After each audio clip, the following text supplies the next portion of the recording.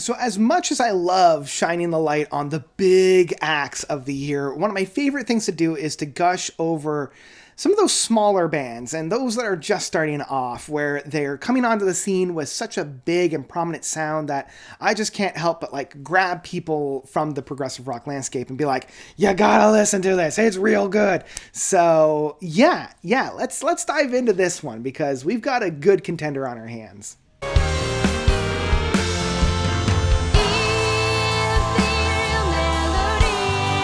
Where Ideal and Denial Collide by Oddleaf. So Oddleaf is a brand new band, a progressive band from France, being helmed by, I believe it's Karina Tarrer. I believe is how you pronounce your name.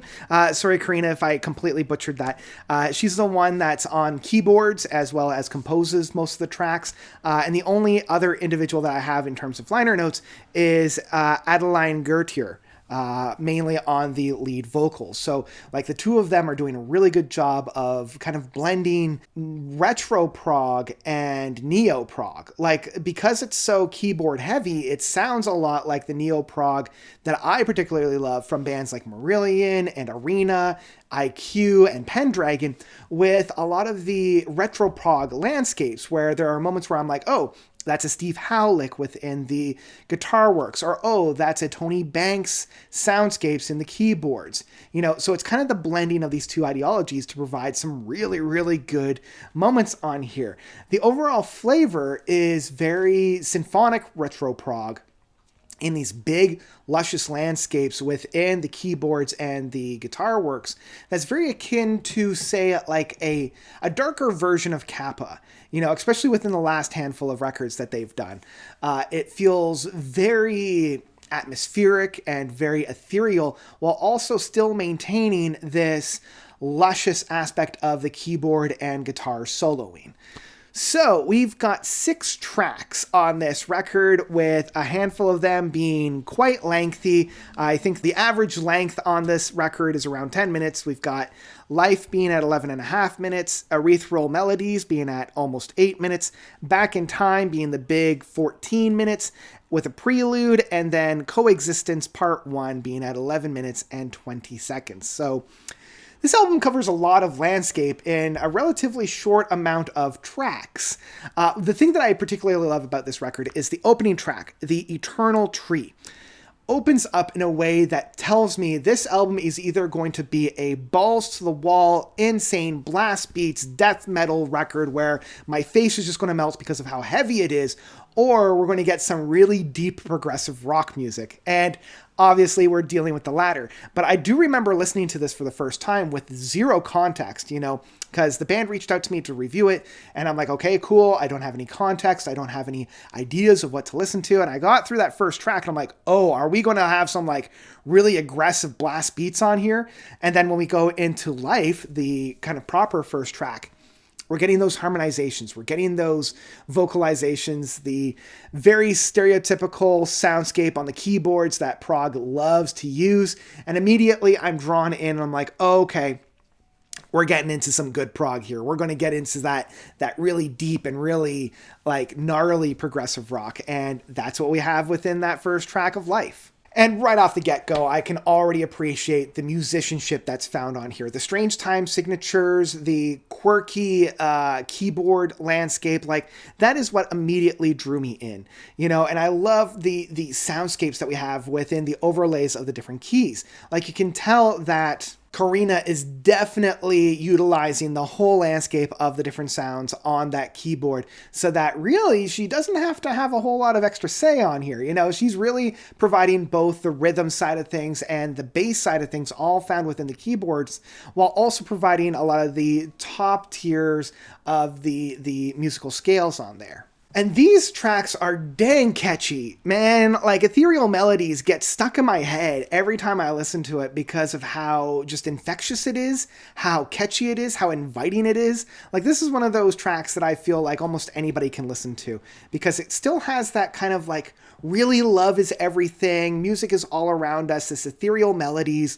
that really connects anybody that loves listening to music. You know, it definitely has that very big warm welcome mat at the front door that allows people to come in.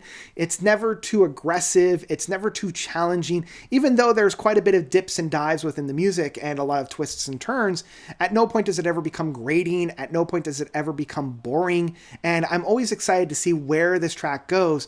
And it's always being presented in a very optimistic and very major chord sequence that is extremely inviting. And man, it really goes to show Karina's master of the keyboards. You know, like her musical prowess on this, not only in creating the atmosphere and the melodies, but providing the lead sounds and the keyboard playing styles. There are so many moments on this track that just kind of left me godsmacked in like, you know, she's channeling like Rick Wakeman and Tony Banks and like all those masters of the keyboards, but also contemporizing them in a way that I feel like Wobbler or Big Big Train or even like Beardfish would do. So I'm just like, holy geez, like you better watch out for this band because they're destined to do some really great things. Back in Time feels like it's such a groove, you know, like there's such a bop within it.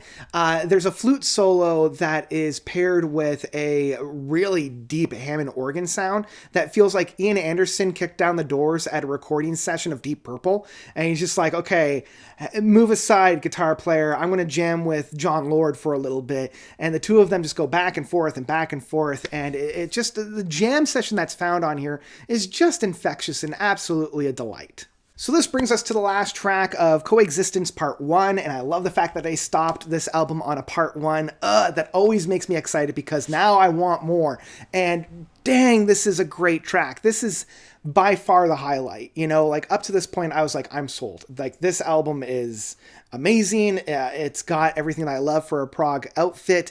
But then Coexistence Part 1 comes on and completely blows me away. It's just like, holy geez, you had me for the entire meal and then you're just coming in with this massive dessert.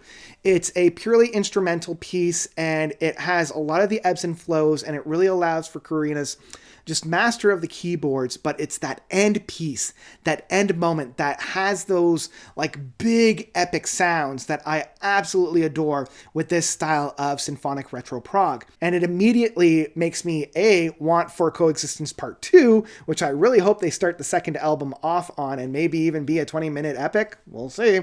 But also just restart this album right again with The Eternal Tree.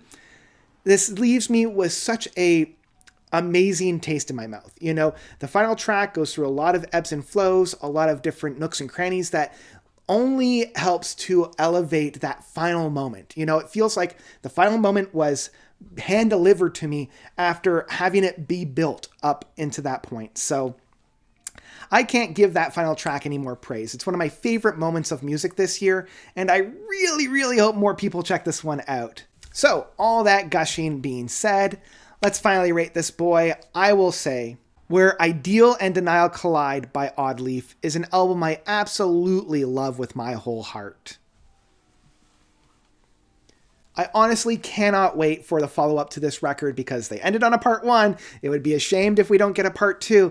And it makes me want more in such the greatest way. Like a lot of albums this year have made me want more, but in a less than excited way. This one makes me want more in a very excitable way. So yeah, that's where I'm going to leave it. This is a very high recommendation for me. If you're a fan of progressive rock, if you love that kind of retro sounds within the prog, and you've been craving more of the neo-prog works, I can't recommend this one high enough. This is a run, don't walk. This gets a very clean note seal of approval. Go and check this one out. You won't be disappointed.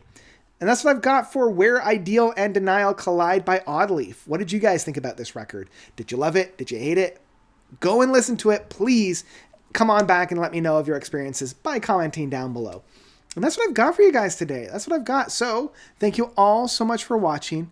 As always, you guys are definitely the best. And until next time, notes out.